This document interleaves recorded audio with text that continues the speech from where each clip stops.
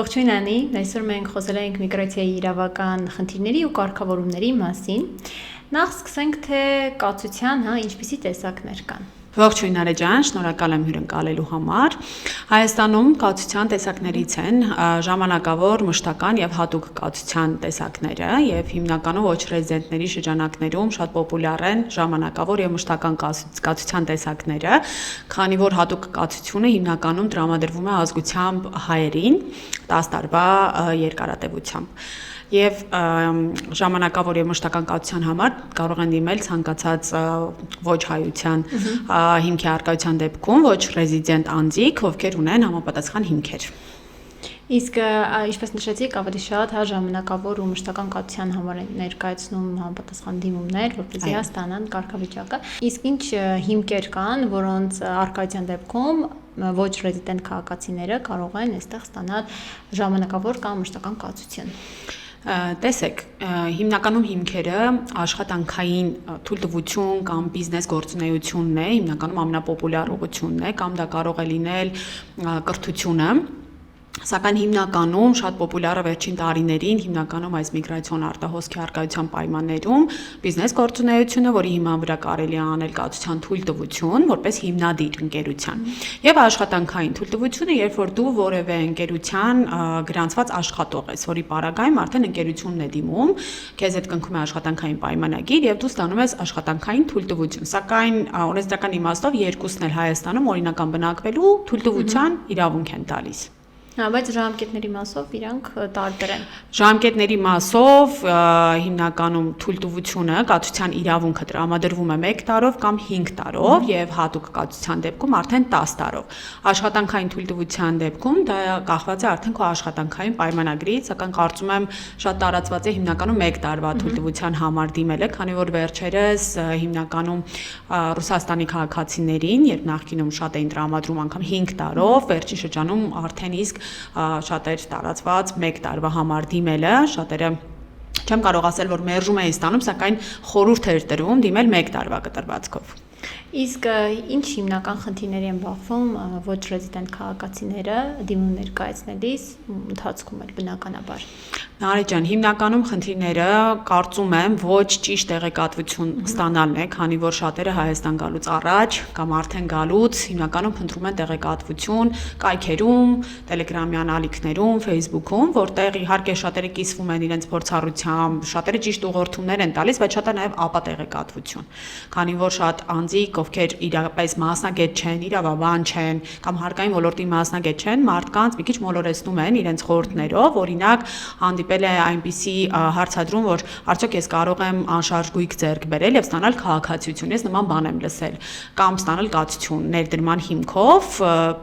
հենց այդտեղ շատ կարեւորվում է իրավաբանի ներգրավվածությունը, քանի որ դա պարզապես մեխանիկական գործողություն չի, փաստաթուղթ պատրաստել չէ եւ դիմել։ Շատերը այդպես են կարծում, որ պարզապես ինչ արեցիր ընկերությունը, գրանցեցիր, վերցեցիր քո անձնագրի թարգմանությունը, համապատասխան թղթապանակը, գնացիր, դիմեցիր, բայց այստեղ գաղափարը ամբողջովին այլ է, որ դու պետք է օրինական գործունեություն ծավալես, բոլոր քայլերը, այո, պետք է անպայման բոլոր հերթականության պահպանես եւ շատ նյուանսներ կան, որ միայն մասնագետը քեզ կարող է հուշել, հիմնվելով իր փորձառության վրա, իր գիտելիքների վրա եւ պետական մարմինների հետ համագործակցության հիմնրա, ոնց անես ճիշտ, որպեսզի արդյունքում դու չմերժվես։ Այսինքն կարող ենք ասել, որ ավելի նպատակահարմար է, որ տվյալ քաղաքացին անձը Հայաստանի Հանրապետության տարածքում ունենա ընկերություն, գրանցված ընկերություն, երկար ժամանակ այդ ընկերությունը որևէ գործունեություն ծավալի, ունենա, չգիտեմ, եթե ծառայությունները մատուցում եկամուտներ ստանա, այդ ամեն ինչից հետո նոր ինքը արդեն գոնե ինչ-որ 1 տարի կամ կես տարի հետո դիմի, պարտադիր չի կոնկրետ ինչ-որ հստակ սահմանված ժամանակահատված առկա չի։ Այստեղ կարևորը ինչն է, որպեսզի երբ դու ընկերություն ես գրանցում, միայն այդ գրանցվելու գործառույթը բավական չի։ Պետք է որ դու իրականացնես գործունեություն, պետք է որ դու վճարես սահմանված հարկերը, շահույթ ստանաս, այսինքն իրական գործունեություն ապահովես, քանի որ դա է հիմքը, ինչի հիման վրա քեզ չէ տրամադրվում է թույլտվություն, որտեղ դու անում ես բիզնես գործունեություն։ Միայն գրանցելը բավական չի, բայց պարտադիր չի որ դա լինի 1 տարի, կես տարի, այսինքն պետք է որ դու ունենաս շրջանառություն, պատշաճ հաշվապահություն, երբ որ դու դիմում ես համապատասխան մարմին, այնուհետև քեզ ստուգում են Այսինքն միայն թղթապանակ պահելով չես կարող գործունեություն ապահովել, այս ամբողջ խնդիրը դա է։ Անկամ եթե դու զրոյական ակտիվություն ես ցույց տալիս, բայց դու ունես շատ փակագծեր չեմ ուզում բացել, բայց դու ցույց ես տալիս քո իրական գործունեության նպատակը, թեկուզ թե ինչ քայլեր ես դու անում դրա հետ կապված, այդ ստուգումների ընթացքում դա եւս բավականին արժանահավատ փաստեր են։ Իսկ պարտադիր է, որ տվյալ քաղաքացին լինի Հայաստանի Հանրապետության տարածքում այդ գործունեությունը, թե կարող է հեռավար չէ, պարտադիր է, այո։ Բիզնեսի գրանցումը հնարավոր է իրականացնել հեռավար, այսինքն երբ որ դու գտնում ես այդ երկրում, բայց համապատասխան լիազորավիր ունես, գիտեք, որ հնարավոր է այստեղ գրանցել, պարտադիր չի քո ռեզիդենտությունը որպես հիմնադիր, սակայն երբ որ դու արդեն տվյալ ընկերության տնօրեն ես կամ դու դիմում ես արդեն ռեզիդենտության համար, բնականաբար պարտադիր է, քանի որ այստեղ քո բնակության հիմքերն են ստուգվում, միայն բիզնես գործունեությունը չի, այսինքն տվյալ անձը պետք է ցույց տա իր իրական գտնվելու վայրը, բայց իր շահերի կենտրոնը, ինչու է Հայաստանը, ինչու է ինքը ընտրել, որտեղ ինքը բնակվում է, այստեղ աշխատում է, հարկեր է վճարում, գործունեություն է ծավալում եւ մի շարք նման ֆակտորներ։ Կոպիտ ասած այդ հիմքերը կան եւ միայն իրեն պետք է կացության քարտ, ստանալու այդ կարգավիճակը ունենա, որպեսզի կարողանա Հայաստանում ավելի երկար ապրի օրինական հիմքերով։ Այո, փող կապակցված գործողություններ են։ Եթե դու ուզում ես Հայաստանում երկար ապրել, քեզ պետք է կացության իրավունք։ Կացության իրավունքի համար դու պետք է ապրես եւ գործես Հայաստանում, քանի որ եթե դու ուզում ես հետո թարմացնել այդ փաստաթուղթը, մեկ անգամյա գործողությամբ դա անել ստանալը բավարար չի, դու պետք է պարբերականությամբ շարունակես քո գործունեությունը, այսինքն իրական բիզնես ծավալես եւ կարծում եմ այստեղ շրջանառությունը ներկա պահին այդքան էական չէ, գիտենք որ օրինական բարեփոխումներ են կատարվում եւ ապագայում ավելի խիստ սահմանափակումներ են նախատեսվում, սակայն ներկայումս հիմնականում աճաճ քո բոլոր այդ կետերը ապահովելն է կարևոր եւ դա լինի շարունակական, եթե դու նպատակ ունես հաջորդ տարի եւս թարմացնել։ Իսկ օրինակ եթե ընկերությունը բացվում է 1 տարի ունենում է կարգավիճակը, հետո դիմում ներկայացնելու համար արդեն կարող է 5 տարի հա դիմել թե էլի մեկ իրականում այդ հարցին միանշանակ չեմ կարող պատասխանել, որովհետեւ եղել են իրավիճակներ, երբ դիմումը ներկայացնելուց հենց անձամբ դիմումը ընդունող աշխատակիցները հուշել են, որ ավելի լավ է այս պահին դիմել 1 տարվա կտրվածքով, որտեղ 5 տարին գուցե մերժվի, որտեղ այս պահին նպատակահարմար չէ եւ այլն, ոչ միանշանակ է։ Ու կարծում եմ, որ տարբեր երկրների քաղաքացիների նկատմամբ տարբեր մոտեցումներ կան, բայց ամեն դեպքում իհարկե առաջի տարվա 1 տարի ունեցած ռեզիդենտության արդյունքում, երբ որ ստուգվում են տեսնում պատշաճ գործունեությունը, ընկերությունը իրականացնի իր բոլոր արդեն առավելությունները ունի եւ ավելի կարծում եմ, որ բարյացակամ են տրամադրվում իր հանդեպ երկարացնելու համար, սակայն եթե դու դիմում ես 2-րդ տարին, տեսնում ես, որ դու ընդհանրապես գործունեություն չես ծավալել, հաշվապահություն չես իրականացրել, բնականաբար այդ հայցը արդեն այդ դիմումը արդեն ենթակա է մերժման։ Բայց շատ է լինում, որ ԱԶ են բացում միանգամից դիմում են, չէ՞։ Շատ են լինում։ Շատ եղել են դեպքեր, Նարե ջան, երբ անգամ ընկերներից դիմել են, որ գիտես, այսինչ անձը ԱԶ է բացել, եւ ուզում եք ինչ կլինի քո խորհուրդը, դու շատ ես շփվում այդ պետական մարմինների հետ, ոնց կարող է, դու այդ տվյալ անձի հետ խոսում ես, հարցնում ես արդյոք ունես հաշվապահություն, այդ նորմալ իրականացնում, ինքը անգամ տեղյակ չի, որ ինքը պետք է ունենա հաշվապահություն։ Ինչպես է լինում, այլ մոտ իրավաբանական անձ գրանցելու իրականում շատ բարձր արդյունավետություն ունի, շատ արագ է իրականացվում, այստեղ ամենչապես մենք ստանում ենք հարկային համար եւ դրա արդյունքում շատ հեշտ է արագ իրականացնել հարկային գրանցումները, չէ՞, արդեն որպեսզի սկսվի հաշվապահական այդ գործընթացները, բայց շատ մարդկանց մոլորեցնում են, իրենք կարծում են, որ հարկային այդ համարը որ ստանում են գրանցման ժամը, դա բավարար է, արդեն իրանք գրանցվել են։ Իրենք տեղյակ չեն, որ պետք է հաշվապահը կամ ինքը կամ ցանկացած այլ անձ իրենց գրանցի հարկային մարմնում եւ ինքը պետք է անպայման իրականացնի հաշվետվողականություն հաշվապահական, այդտեղից իրենց սխալները գնում են արդեն։ Այսինքն կարելի ասել հիմնական խնդիրները եւ երևի հենց դրանք են։ Շատ նաեւ, այո։ Իսկ ուրիշ ինչ խնդիրներ կան, որ ասում եք նաեւ իմ համար Նարե ջան ամենահաճախ հանդիպող, որ ես շատ եմ վիճում կամ բանավիճում որոշ մասնագետների հետ հետեւյալն է, երբ որ ոչ ռեզիդենտը գնում է բանկային հաշվամար բացելու, թե ֆիզանձի, թե ընկերության համար, հիմնականում առանց կացության չեն բացում այդ հաշվամարը։ Մեր նախկին ԱՊՀ տարածքի երկրների կամ Ռուսաստանի քաղաքացիների, քանի որ իրավունք ունեն այստեղ աշխատել, իրենք ավելի ինչ որ եղանակներով ստացվում ավելի հեշտ տրամադրել, սակայն այլ երկրների քաղաքացիներից պահանջում են անպայման կացություն։ Կամ համապատասխան այլ փաստաթղթեր, օրինակ գրանցում, վարձակալության պայմանագիր եւ այլն եւ այլն։ Բայց այստեղ ինչ որ sense անհասկանալի իրավիճակ է ստեղծվում, որտեղ երբ որ դու դիմում ես կացության համար, քեզնից պահանջում են ցույց տալ եկամուտ։ Եկամուտ դու չես կարող ունենալ, եթե չունես բանկային հաշվեհամար, որտեղից որպես հիմնադիր ընկերության հաշվեհամարով կամ որպես արդեն տնօրեն կամ որպես աշխատակից ում գրանցում են, դու պետք է ստանաս քո եկամուտը։ Այսինքն եթե անձնական հաշիվ ես ունենում, դա հիմք չի, անձնական հաշվով դու չես կարող։ Ոչ, եթե դու ընկերության հիմնադիր ես, բնականաբար պետք է ընկերությունը հաշվեհամար չի ունենա, որ այդտեղ ստանա իր շահույթը, այդտեղից բաշխի եւ այլն եւ այլն։ Նույնիսկ եթե նույնականացվում է անունը, մենակ անունով երևում է, որ գրել մարդը ֆիզանձի համար շատ ավելի դժվար է հիմա հաշվեհամար բացել, ճիշտ ասած, քան ընկերության։ Այդտեղ անպայման պահանջում են ինչ-որ կացության փաստաթղթեր, որը դեռ ընթացքում է, մեկը մինչև չավարտվի, այն մյուսը չեն անում, այն մյուսը մինչև չլինի, այսինքն դու չունես բանկային հաշվեհամար, սակայն քեզնից պահանջում են ցույց տալ շարժ եկամուտ, իսկ դու չունես հաշվեհամար եւ չես կարող ընկել գործարք, որտեղ մարդիկ քեզնից պահանջում են հաշվեհամար, որ քեզ ինչ-որ բան փոխանցեն, չէ՞, պայմանագրում գրանցեն, մի խոսքով, sense իրարամեջ իրավիճակներ են լինում։ Այսինքն ավելի շատ խնդիր է հենց կարելի ասել բանկերի հետ է հաշվեհամարի բացումն է։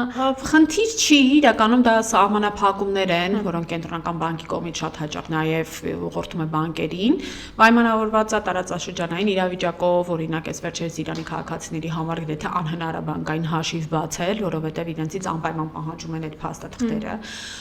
Ֆիզանձի հաշիվ բացելու համար պահանջվում են հարակից մի շարք փաթեթ, որոնք մարդիկ ոչ միշտ են կարողանում։ Ու այստեղ անպայման ուզում եմ նշել, որ շատերը, երբ որ գալիս են Հայաստան, իրենց հետ չեն վերցնում իրենց մի շարք փաստաթղթեր, օրինակ իրենց, չգիտեմ, Ռուսաստանի բնակավայրի գրանցում, հարկային ինչ-որ վճարումների հետ կապված, բանկային խաղվածքներ եւ այլն, կամ երբ որ ցանկանում են օրինակ դիմել քաղաքացիության համար, հայազգի արդեն դիմորդները, իրենց բնօրինակ փաստաթղթերը թողնում են իրենց բնակության վայրում, օրինակ Ռուսաստանում, Գերմանիայում կարևոր չի, ու այստեղ այդ դիմելու պահին իրենցից պահանջում են այդ բնօրինակը։ Առանց դրա հնարավոր չի դիպ, այսինքն տեխնիկական հարցերի պատճառով, երբ որ իրենք գալուց առաջ չեն նախապատրաստվել, չեն պատրաստել փաթեթ, չեն հետաքրքրվել, այլ պարզապես այդ մտքով, որ իրենք ուղղակի կարող են գալ եւ դիմել, ընկնում են պատմության մեջ, որտեղ այդ բոլոր դիմումները իրականացվում են նախապես հերթագրվելով, չէ՞։ Եթե դու այդ հերթը անցար արդեն միգուցե մի քանի ամիս հետո կարողանաս դիմել, ու տեխնիկական խնդիրների պատճառով շատ հաճախ sense խնդիրներ են առաջանում։ Կարելի ասել պետք է յուրաքանչյուրը մինչև այդ process-ը, հա, իրականացնելը տեղեկացված լինի, թե ինչ փաստաթղթեր պետք է ունենա եւ այդ փաստաթղթերի միջոցով կարողանա դիմում ներկայացնել եւ հաշիվ բացել։ Կարծում եմ, այո։ Ու այս դեպքում երևի շատ ավելի կարեւոր է, որ դիմեն համապատասխան մասնագետների, շատ դեպքերում քաղաքացիներն ասում են, դե լավ, ինչա, որ գնանք կանենք, բանկ կզանք, հանենք, բանկից կիմանանք տեղեկությունը, շատ դեպքերում մերժվում են եւ գալիս են քեզ մոտ, անպայման։ Ու հետո ավելի մեծ, ավելի խնդիր է դա լինում, երբ որ մերժված են գալիս։ Անգամ այդ սոցցանցերում, կոմենտներում դու կարող ես տեսնել, երբ որ մեկը ինչ-որ հրապարակում անող, ես փնտրում եմ ինչ-որ մեկին, ով կուղեկցի ինձ ընկերության եւ տակը մի խելացի անձնավորություն անպայման, որը անգամ հայ չի, կոմենտում է, որ քեզ մոլորեցնում են, քեզից հիմա վճարներ կուզեն, դա ի՞նչ է դրա եղածը եւ այլն, ու այդտեղ դու պետք ընդհանրապես գնում ես եւ գրանցում ես կամ իհարկե շատ անձինք կան, ովքեր իրենք են ինքնուրույն են անում, բայց այդ մարդիկ կարդում են պրպտում են, պատրաստում են իրենց ամբողջ փաթեթը կամ միգուցե արդեն իսկ նման ճանապարհ անցած մեկից խորհուրդ են հարցնում, բայց իրավաբանի մասնակցությունը այստեղ միայն գումար տալու մասին չի կամ այդ փաստաթղթերը պատշաճ ներկայացնելու մասին չի, այստեղ խորհրդատվություն կա, երբ որ դու սկսում ես մի գործունեություն, ինչպես ես եմ շատ հաճախ սիրում մարդկանց խորհուրդ տալ, երբ որ մի բան սկսում ես անել, մի հատ պետք է հասկանաս քո վերջնակետը որն է քո նպատակը, ու նոր գծես քո ճանապարհը, ուղղակի գործողություններ անելով դու անպայման միտեղ սխալվելու ես, այթակելու ես եւ օրինակ հասարակ մի բան, եթե դու գնում ես բանկ եւ բանկը քեզ մերժում հաջորդ անգամ ինքը չի դիտարկում այլևս։ Այո, այդ ամենամեծ խնդիրն է, որովհետև արդեն բանկը գիտի, որ դու ինչ-որ սխալներ ես արել։ Եթե դու արդեն 4 բանկում գնացել ես, թղթեր ես տվել եւ մերժվել ես, անգամ եթե դու ուղղակի չգիտեր, որ այ այս հարցին այսպես էր պետք պատասխանել, չէ՞ որ դու դիմում ես փորձառու իրավաբանի կլինի, մասնագետ, խորհրդատվական ընկերություն կարևոր չի, ընկեր, գործընկեր, բայց այն մարդը, որ ունի փորձառություն, ինձ թվում է բոլորը մեր ունկնդիրներն էլ կհամաձայնեն, որ իրավաբանի մասնագիտության մեջ ամենակարևոր, լավ, չասեմ ամենակարևոր, բայց կարևոր ունակություններից մեկը դա իրավիճակում կողմնորոշվելու հատկությունն է, այսինքն արագ ճշգրտումներ անելը ու նաև փորձառությունը, ինչու ոչ, ցանկացած մասնագիտության մեջ։ Եթե դու արդեն ունեցել ես նմանատիպ 5-6 դեպք, արդեն այն հաջորդներում դու շատ արագ կողմնորոշվում ես, իսկ այն անձինք, ովքեր բնականաբար իրենք նոր են, ոչ ռեզիդենտ են, իրենք չունեն այդ գիտելիքները, բնականաբար սխալվում են։ Որտեվ ցանկանում է շրջանցել այդ օգնության դիմելու պահը։ Իսկ երբ որ դիմում է ներկայացնում ու մերժվում է, մերժելուց հետո քաղաքացին ինչ իրավունքներ ունի։ Ոնց է կացության դիմումը մասնա խոսքը։ Դիմումը մերժելու պարագայում օրենսդրությանը համաձայն կարող են բողոքարկել համապատասխան մարմին, վարչական բողոք ներկայացնել, որից հետո մերժում ստանալու դեպքում կարող են արդեն դատական կարգով բողոքարկել եւ տվյալ ընթացքում իրենց գտնվել է այստեղ համարվում է օրինական, քանի որ իրենք կողմ են հանդիսանում, բայց եթե մերժում ստացավ, իհարկե դա կարող է լինել նաեւ արտաքսման մերժում կամ պահանջ երկիրը լքելու։ Արդեն իրենք պետք է համապատասխան եղանակով երկիրը լքեն եւ հաջորդ մուտքը արդեն նորից եթե վիզա է պահանջում, այդ գործընթացով անցնեն եւ այլն, բայց եթե իրենք մնան այդ ընթացքում, այնտեղ վարչական տուգանք արդեն եւ կրկին, եթե ինչ որ կերպով բացահայտվի, դա արդեն արտաքսում եւ այս բարակայում հայտնի չի թե ինչպես կլինի արդեն հաջորդ մուտքը, չէ՞ որ այդ համապատասխան մարմնի որոշմանն է վերապահված։ Իսկ այդ ընթացքում երբ որ ինքը բողոքարկում է վարչական ակտը, այդ ընթացքում ինքը իրավունք ունի իր բիզնես գործունեությունը շարունակել անել, թե ինչ որ բիզնես գործունեությունը կապ չունի կացության հետ այնքանով որքանով ինքը հանդիսանում է հիմնադիր ընկերության, այսինքն հիմնադրի համար պահանջ կացություն ունենալու չկա այլ հարց է, որ ինքը իրավունք ունի դրա հիման վրա։ Սակայն եթե տվյալ անձը հանդիսանում արդեն տնօրեն, աշխատակից, ովքեր որ Հայաստանի օրենսդրության անցանում են աշխատակից ընկերության եւ պետք է ունենան Հայաստանում կացության կարգավիճակ, այդ պարագայում մերժվելու դեպքում անպայման պետք է իրենք այդ պահանջները պահպանեն, բայց այս դեպքում իրենք արդեն բիզնես գործունեություն ծավալող չեն, իրենք աշխատակից են։ Այսինքն դադարեցվում է իր աշխատանքային, գործունեությունը, մինչև որ դատարանով վերջնական կարող են բողոքարկել, Այսինքն, եթե վերցնենք մինչև վճռապեկ է տանում, վճռապեկն էլ մենք գիտենք, թե ինչքան երկար ժամկետում են վարույթ ընդունում կամ մերժում, մինչև որ այդ որոշումը կայացնում են, բավական երկար է լինում։ 1 տարուց ավել կարող է լինել։ Շատերը այդքան սպասում են իրենց որոշումների։ Ինքը կարող է 1 տարուց ավել մնալ Հայաստանի Հանրապետության տարածքում, բայց չաշխատել։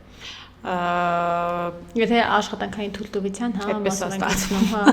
կոնկրետ այդ հիմքով արդեն եթե ինքը կոնկրետ որպես աշխատակից չի ստացել աշխատանքային թույլտվությունը, այս մեր օրենսդրության համաձայն կարող ես գրանցել միայն Հայաստանում կացություն ունեցող անձին, եթե մեր նախկին ԱՊՀ տարածքից կամ Ռուսաստանի Դաշնությունից գիտենք որ որոշակի ժամանակահատվածով իրավունք ունեն, չէ՞, այստեղ օրինական բնակվել աշխատելու, բայց այդ անցել է արդեն այդ օրերի քանակը եւ այդ իրավիճակները շատ տարբեր են։ Բայց եթե չլիներ այդ պահանջը, չէր լինի այդ հիմքով աշխատանքային թույլտվություն ստանալը, չէ՞։ Իսկ եթե քաղաքացին երկրից դուրս է գալիս, հետո ավելի բարդ է չէ լինում, որ ինքը հետ գա, թե չէ, խնդիրներ չեմ կարող հստակ ասել, որովհետև այդ փուլում ես չեմ մասնակցում արդեն, անկեղծ կլինեմ, բայց կարծում եմ կրկին իրավիճակները տարբեր են։ Եթե օրինակ մեկ անձը ունեցել է մինչ 4-5 տարվա օրինական կացություն, վերջին անգամ չի թարմացրել, օրինակ չի ստացվել, բայց իրենք դիտարկեն, որ այս մարդը այսքան տարի այստեղ օրինական աշխատում է, միգուցե վերապահումով մոտենան, բայց եթե տվյալ անձի մոտ բացահայտվեն խախտումներ, օրինակ, չգիտեմ, մերժում, որից հետո ինքը քանի տարի այստեղ գտնվում է, կարծում եմ հետ գալուց արդեն իր մուտքը մի քիչ կարող է կասկածի տակ լինել, բայց այդ մասով չեմ ուզի շատ կարծիք հայտնել, որովհետև այդքան փորձառություն չունեմ մուտքի ելքի իմաստով, ավելի շատ այստեղ կարգավորումների մասին ավելի լավ է տեղյակ եմ, բայց այդ մասով մի քիչ ձեռբա մնամ։ Ոնց որ այս բանկացության քարտի ստանալը վիզա ստանալու պես լինի, այսինքն պետք է քո փաստաթղթերը այնքան ճիշտ ու համապատասխան լինի, որ այդպես է կա, որ կարողանաս դու այդ քարտը կամ վիզան, այսպես ասած, ստանաս։ Այո, ջան, այդպես էլ կա, օրինակ շատ հաճախ մարդիկ մտածում են, որ դիմեն ու գնան իրենց երկիր, այդ ընթացքում թղթաբանությունը նայեն, ու մի քիչ ապշում ես, ու մտածում ես դու դիմում ես կացության համար, եթե դա լիներ օրինակ արտասահմանյան երկրներում, Եվրոպայում կամ ցանկացած այլ երկրում, գիտենք դա ինչքան բարդ գործընթաց է, չէ՞, մարդիկ ինչքան ճշգրտորեն, եթե այստեղից դիմում են, օր նույն Շենգեն վիզայի դիմելու համար ինչքան ճշտապահ են, ամեն ինչ ներկայացնում են եւ այլն, բայց այստեղ դիմելուց մեկ-մեկ կարծում եմ, որ իրենք կարող են մեկնել իրենց գործերով, այդ ընթացքում իրենց այստեղ կտրամադրեն, չէ, այստեղ ամեն ինչ շատ լուրջ է, շատ մանրակրկիտ ուսումնասիրվում է, եթե դու դիմել ես ինչ-որ բնակության հասցեով, դու պետք է բնակվես, այցելում են, ուսումնասիրում են քո բնակության վայրը, այնպես չի, որ ուղղակի քեզնից պահանջում են փաստաթուղթ։ Հա, այդ շատերը լուրջ չեն մոտենում այդ հարցին, ու հետո զարմանում են, որ իրենք մերժում են ստացել։ հա, թվում է թե շատ հեշտ process է, բայց այդքան էլ լավ չէ, պետք է մի քիչ լուրջ մոտենալ։ Ամեն դեպքում իմ հորդորը, երբ որ անձիկ ինձ հարցնում են, թե ինչպես որտեղ ես իմ աշխատանքի բերումով շատ եմ հարաբերվել այդ հարցերին, ինչպես անել, որ հաջողությամբ ավարտել, նախ եւ առաջ պետք է անկեղծ լինես ու ասես, որ ոչ մի երաշխիք չկա, որտեղ դա կառավարությունն է որոշում, դա ոչ կառավարությունը, իհարկե պետությունը, պետական համապատասխան պատկան մարմինները, բայց ամեն դեպքում դու կարող ես, չէ՞, քո փորձառությամբ իրենց կողմնորոշել։ Իմ հորդորը միշտ արեք ամեն ինչ օրինական։ Եթե դու կետերով պահես բոլոր պահանջները, հավանականությունը, որ դու կմերժվես կամ դու հանցագործ ես, կամ ինչ որ այլ նպատակներով ես, ինչ շատ հաճախ է հանդիպում, ինչի մասին ոչ ոք չի կարող քեզ ուղեկցողը, չի կարող իմանալ, իրավաբանը չի կարող իմանալ, դու պետք է անկեղծ լինես։ Պետք է բոլոր կետերը պահես, պահանջները պահես, հարգես Հայաստանի Հանրապետությունը, իր օրենսդրությունը, իր բոլոր կարգադրումները, կարգավորումները եւ արդյունքում քեզ որպես պատշաճ դիմորդ, այսպես ասեմ, իհարկե ոչ ոք դեմ չի, որ դու այստեղ աշխատես, հարկեր վճարես, բիզնես գործունեություն ծավալես, բայց եթե դու այլ նպատակներ ունես եւ փորձում ես պարզապես ինչ որ գրանցումներով դրանք ծածկել, իհարկե դա շատ հեշտ է պարզել է։ Հա։ Ու նաև պետական տուրք կա, չէ՞։ Այո։ Հա, մոտավոր ինչքան է պետական 105,000 դրամ պետական տուրքն է։ Մի տարվա համար 140,000 դրամ 5 տարվա համար։ Հա։ Հա, շատ դեպքերում նույնիսկ քաղաքացիները զարմանում են, որ այդքան գումար պետք է տան կացության համար։ Բայց ես չեմ կարծում, որ դա շատ գումար է, ճիշտն ասած, մի տարվա համար շատ այլ երկրներում 10 անգամ շատ է այդ գումարը լինում, շատ հաճախ,